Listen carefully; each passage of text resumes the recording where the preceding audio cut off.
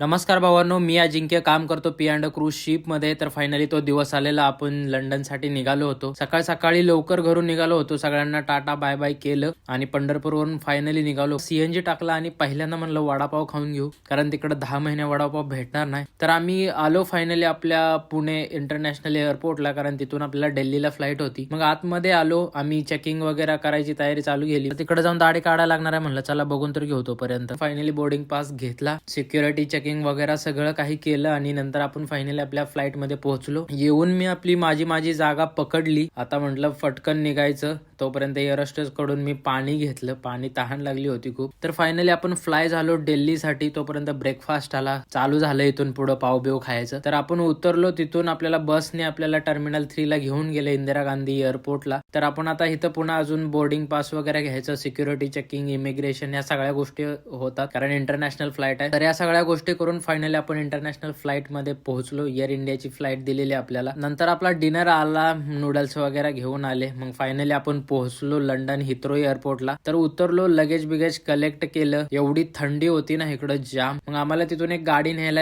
आलेली आणि तिथून रॅडिसनला 5 स्टारला स्टे होता. तर फायनली आपण हॉटेलला पोहोचलो. तर चला भेटू पुढच्या व्हिडिओमध्ये, पुढचं दाखवतो शिपवर कसं पोहोचलो. तर भेटू नेक्स्ट व्हिडिओमध्ये. लाईक करा, फॉलो करा, शेअर करा.